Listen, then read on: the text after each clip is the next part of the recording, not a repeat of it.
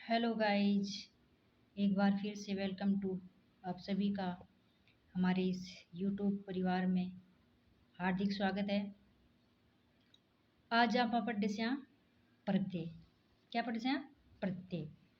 तो प्रत्यय की सीधी सी सिंपल सी परिभाषा है, यानी जो धातु के पीछे लगकर जो शब्द अर्थ में परिवर्तन हो जाता है उसे क्या कहते हैं? प्रत्यय कहते हैं। क्या कहते हैं? प्रत्यय कहते हैं। यानी जो मूल धातु होती है उसके पीछे जुड़कर जो शब्द का निर्माण होता है उसे क्या कहते हैं? प्रत्यय कहते हैं। तो जिस प्रकार से परिभाषा क्या है, जो शब्द किसी मूल धातु के बाद लगकर शब्द का निर्माण करते हैं उसे प्रत्यय कहते हैं। यानी जो मूल शब्द के पीछे लगकर जो शब्द के निर्माण करते हैं, नए शब्द बनाते हैं, तो उसे क्या कहते हैं? प्रत्यय कहते हैं। तो प्रत्यय की एक विशेष बात है, भाषा में प्रत्यय का महत्व इसलिए भी है क्योंकि उसके प्रयोग से मूल शब्द के अनेक अर्थों को प्राप्त किया जा सकता है। यौगिक शब्द बनाने में प्रत्यय का महत्वपूर्ण स्थान होते हैं। यानी प्रत्यय का महत्व इसलिए माना है क्योंकि जो मूल शब्द है, जो मूल धातु है, उसके पीछे लगकर अनेक अर्थ परिवर्तित किया जा सकते हैं। यानी केवल धातु का कुछ अर्थ नहीं होता है, तो उसके साथ उसके पीछे जो अपन प्रत्यय जोड़ देते हैं, उस मूल धातु के पीछे प्रत्यय जोड़ देते हैं, तो उस शब्द का अनेक अर्थ बन जाता है। जिस प्रकार से यौगिक शब्द है, यौगिक जिसमें वो शब्द होने योग रूढ़ यौगिक, तो उन शब्दों में प्रत्यय का महत्वपूर्ण स्थान है। तो प्रत्यय के प्रकार, प्रत्यय के प्रकार, तो प्रत्यय के प्रकार कितने हैं? 3 प्रकार है। और उपसर्ग के कितने प्रकार पढ़े थे अपन? 3 ही प्रकार पढ़े थे। वो सेम ही थे, संस्कृत के उपसर्ग और हिंदी के उपसर्ग और विदेशी उपसर्ग। उसी प्रकार से प्रत्यय भी 3 प्रकार के होते हैं। कितने प्रकार के होते हैं प्रत्यय? 3 प्रकार के होते हैं। कौन कौन से होते हैं? वो उपसर्ग वाली सेम ही बात है, संस्कृत के प्रत्यय, हिंदी के प्रत्यय, विदेशी प्रत्यय। जो हिंदी के उपसर्ग तो सिर्फ एक ही थे। अब प्रत्यय क्या है, नया रूल निकालता है कि हिंदी वाला प्रत्यय कहते हैं कि मैं मेरा अलग से 2 भाग डिवाइड करूंगा।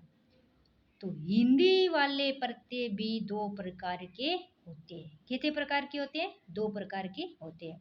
वो कौन कौन से प्रकार होते हैं? कृत प्रत्यय और तद्धित प्रत्यय। कौन से? कृत प्रत्यय और तद्धित प्रत्यय। तो कृत प्रत्यय किसे कहते हैं और तद्धित प्रत्यय किसे कहते हैं वो आगे पढ़ेंगे। जैसे प्रत्यय होते हैं खेल। खेल क्या है? मूल धातु आड़ी। आड़ी प्रत्यय लगाने से क्या हो गया? खिलाड़ी। मेल प्लस आवट मिलावट। पड प्लस आकू पटाकू। झूल प्लस आ झूला। ये तो क्या है? धातु है। ये क्या है? प्रत्यय। तो संस्कृत के प्रत्यय देख लेते हैं। पहले संस्कृत के प्रत्यय देख लेते हैं, हिंदी के प्रत्यय बाद में देखेंगे। तो संस्कृत के प्रत्यय हैं, कितने लिए अपन को?